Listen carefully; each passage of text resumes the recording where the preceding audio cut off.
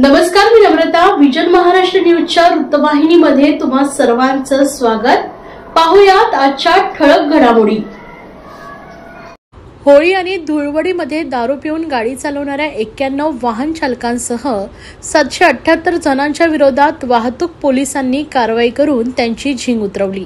Police आयुक्त आशुतोष डोंबरे यांच्या मार्गदर्शनाखाली काल होळीच्या सणाच्या दिवशी वाहतूक पोलिसांनी ठाणे पोलीस आयुक्तालय हद्दीत नाकाबंदी करून वाहतुकीचे नियम मोडणाऱ्या वाहन चालकांच्या विरोधात कारवाईचा बडगा उभारला. त्यामध्ये दारू पिऊन गाडी चालवणारे पोलिसांच्या जाळ्यात अडकले. त्यांच्या विरोधात दंडात्मक कारवाई करून पुढील कारवाई करता न्यायालयात पाठवण्यात आलाय. तर 413 विना हेल्मेट दुचाकी चालवणाऱ्यांच्या आणि ट्रिपल सीट दुचाकी चालवणाऱ्या 274 अशा एकूण 778 जणांच्या विरोधात वाहतूक पोलिसांनी कारवाई केली आहे. त्यांच्या विरोधातील आरोपपत्र न्यायालयात पाठवण्यात येणार असल्याची माहिती वाहतूक विभागाचे पोलीस उपायुक्त पंकज शिरसाट यांनी दिली. ठाणे वाहतूक पोलिसांनी 31 डिसेंबरच्या पूर्वसंध्येला देखील अशाच प्रकारे कारवाई करून अनेक मद्यपींच्या विरोधात कारवाई केली होती. पोलिसांच्या नाकाबंदीमुळे कुठेही मोठ्या अपघाताची नोंद ठाणे पोलीस आयुक्तालय परिसरात झाली नसल्याची माहिती पोलिसांनी दिली आहे.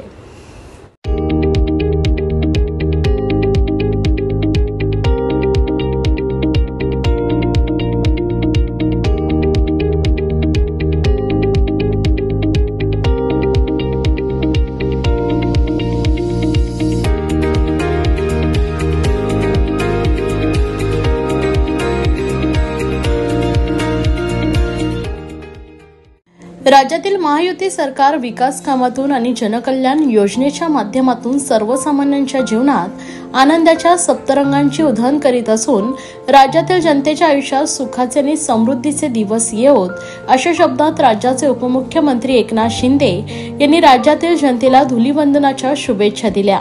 दरम्यान देशाचे पंतप्रधान नरेंद्र मोदी यांना मॉरिशस सरकारच्या वतीने सर्वोच्च नागरी पुरस्काराने सन्मानित केल्याबद्दल त्यांचे अभिनंदन करून त्यांच्यामुळे भारताचा जगात नावलौकिक वाढत आहे ही तमाम भारतीयांसाठी अभिमानाची गोष्ट असल्याचं त्यांनी सांगितलं.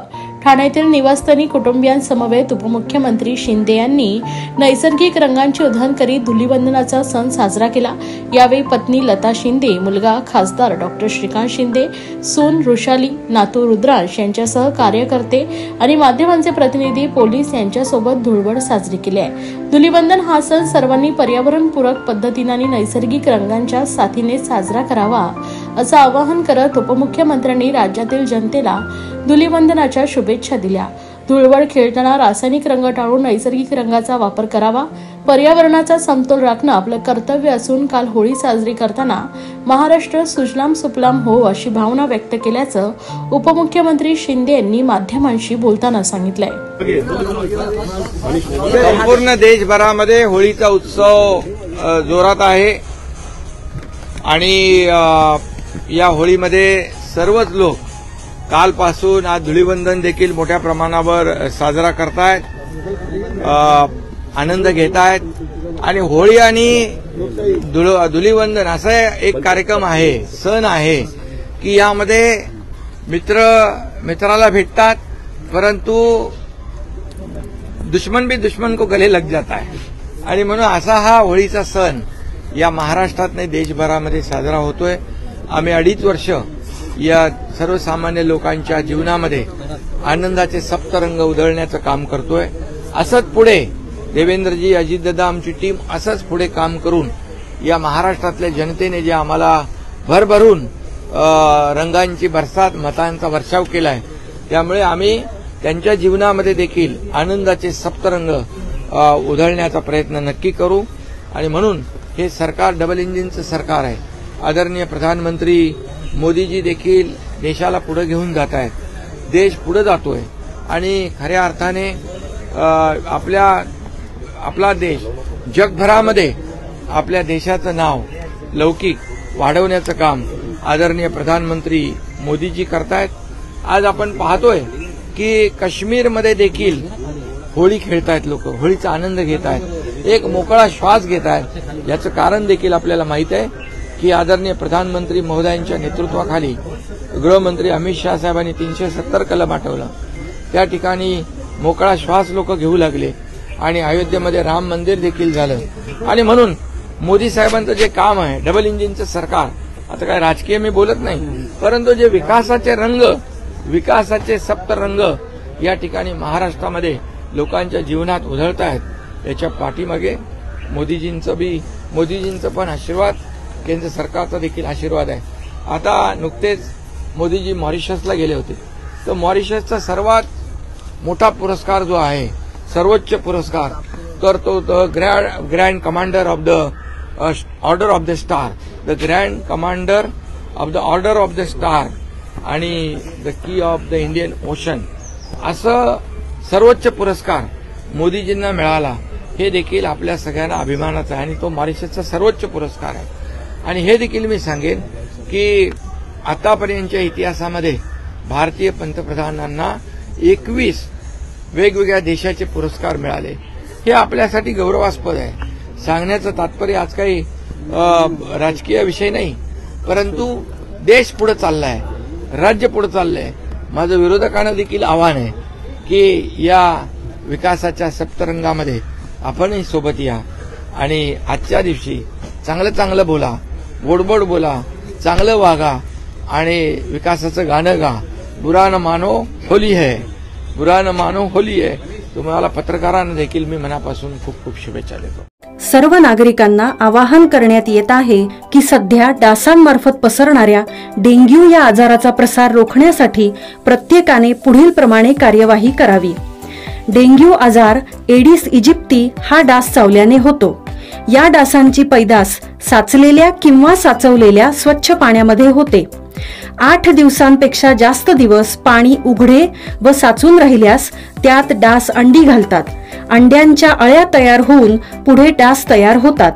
यासाठी आपल्या घरातील पाणी साठे, उदाहरणार्थ बॅरल्स, पिंपे, टाक्या, हौद, रांजणे इत्यादी दर आठवड्याला रिकामे करून घासून पुसून कोरडे करून पुन्हा भरावे. 1 दिवस कोरडा दिवस म्हणून पाळावा. पाणी साठ्यांना घट्ट झाकणे बसवावीत किंवा जुनी साडी, चादर, धोतर यांनी बांधून झाकून ठेवावीत, म्हणजे डास त्यात जाऊन अंडी घालणार नाहीत. घराच्या गच्चीवर, आजूबाजूला, अंगणात कोठेही पाणी साचू देऊ नये. भंगार सामान उघड्यावर टाकू नये. उदाहरणार्थ टायर्स, प्लास्टिक सामान, कुंड्या, टाकाऊ वस्तू इत्यादी. अशा सामानात पावसाचे पाणी साठून त्यात डेंग्यूच्या डासांची पैदास होते. घरातील कूलर्स, फ्रीजच्या पाठीमागील ट्रे हे देखील वेळोवेळी कोरडे करावेत. लक्षात ठेवा, नुसत्या फवारणीने डास घनता कमी होत नाही, तर त्यासाठी डास पैदास ठिकाणे नष्ट करणे ही आपल्या सर्वांची जबाबदारी आहे. कोणताही ताप अंगावर न काढता जवळच्या शासकीय रुग्णालयात मोफत औषधोपचार घ्या. अशा प्रकारे नागरिकांनी सहकार्य केल्यास डेंग्यूचा प्रसार रोखणे सहज शक्य आहे.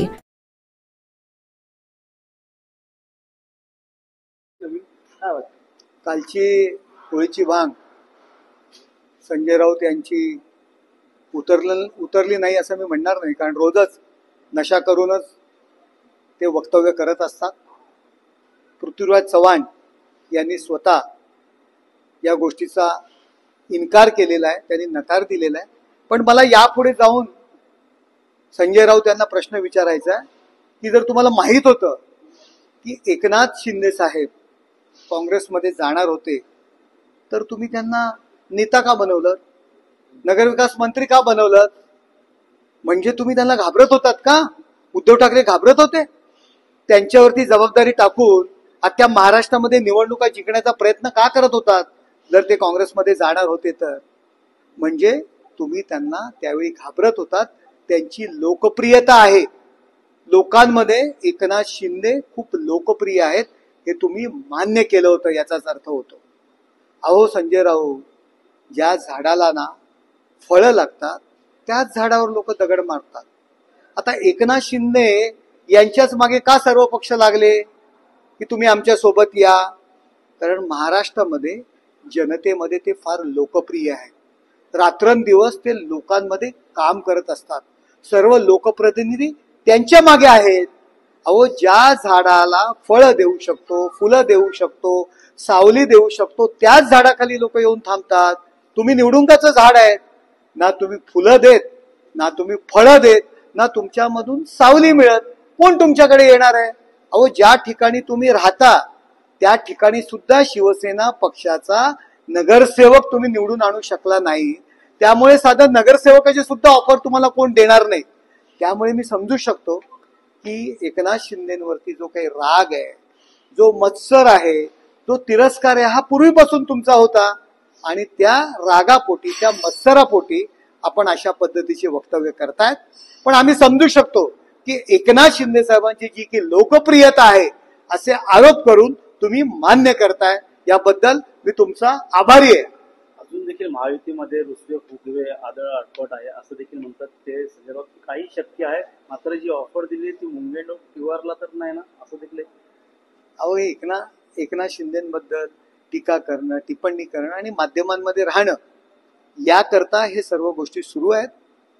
अमित भाईंवरती टीका करायची, त्यांच्याबद्दल अपशब्द बोलायचे आणि एकीकडे भाजप जवळ घेतो का हे प्रयत्न करायचे.